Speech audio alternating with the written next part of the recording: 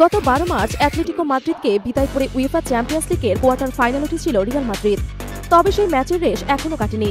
উল্টো বন উদযাপনে মেতে উয়েফার তদন্তের মুখে পড়েছে রিয়ালের 4 তারকা ফুটবলার। শৃঙ্খলা ভঙ্গের অভিযোগ ওঠা এসব ফুটবলার হচ্ছেন Kylian Mbappe, Vinicius junior, Antonio Rudiger এবং দানি সেবাইওস।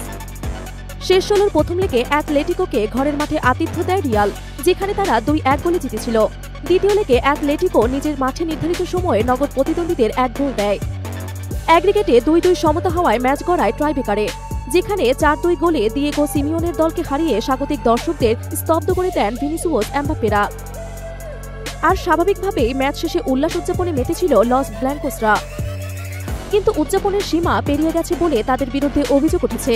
সংবাদ মাধ্যম ESPN বলছে, উয়েফার কিছু অভিযোগের ভিত্তিতে নৈতিকতা ও শৃঙ্খলার পর্যবেক্ষণে নিয়োগ দিয়েছে অযাচিত সেই কর্মকাণ্ডে জড়িত অ্যান্তোনিও রুডিগার এবং দানি সেবাইওস। এক বিবৃতিতে ইউরোপীয় ফুটবলের সর্বোচ্চ নিয়ন্ত্রণ সংস্থাটি জানিয়েছে, সম্ভাব্য অশোভন আচরণের জন্য তদন্তের কেন্দ্রে আছেন রুডিগার, এমবাপ্পে, সেবাইওস এবং ভিনিসিউস। এ বিষয়ে শিগগিরই আরও তথ্য জানানো হবে। এর আগে অ্যাটলেটিকো সমর্থকদের সামনে উদযাপন নিয়ে স্প্যানিশ গণমাধ্যম জানিয়েছিলেন, ওই সময় রিয়ালের খেলোয়াড়দের আচরণ নিয়ে উয়েফার কাছে অভিযোগ জানায় মাদ্রিদের ক্লাবটি। তা আমলে নিয়ে তারা গতকাল থেকে তদন্ত শুরু করে। ওই ম্যাচে অভিযুক্তদের মধ্যে রুডিগার, ভিনিসিউস, এমবাপ্পে খেললেও বেঞ্চে ছিলেন সেবাইওস।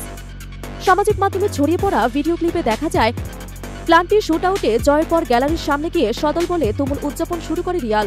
এমবাপ্পে উরুতে হাত রেখে এবং রুডিগার ছুরি দিয়ে গলায় ধরার মতো ভঙ্গি করেন, আর তাদের উদযাপন দেখে পানি বোতল সহ বিভিন্ন সামগ্রী ছুঁড়ে মারে দর্শকরা। শৃঙ্খলাভঙ্গের অভিযোগ প্রমাণিত হলে নিষেধাজ্ঞায় পড়তে পারেন রিয়ালের একাধিক খেলোয়াড়, যা তাদের জন্য বড় দুশ্চিন্তার কারণ হতে পারে, কারণ সেই নিষেধাজ্ঞা কার্যকর হবে উয়েফার প্রতিযোগিতায়। 8 এপ্রিল চ্যাম্পিয়ন্স লিগের কোয়ার্টারে রিয়াল এবং আর্সেনাল প্রথম লেগে মুখোমুখি হবে। নিষিদ্ধ খেলোয়াড় সেই ম্যাচে খেলতে পারবেন না।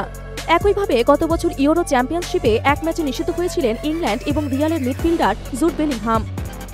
শেষ 16 লড়াইয়ে স্লোভাকিয়াকে 2-1 গোলে হারানোর পর এই ইংলিশ তারকা উরুতে হাত রেখে অশালীন উদযাপন করেন, যার জন্য এক ম্যাচ নিষেধাজ্ঞার পাশাপাশি তাকে 30,000 ইউরো জরিমানা করে উয়েফা।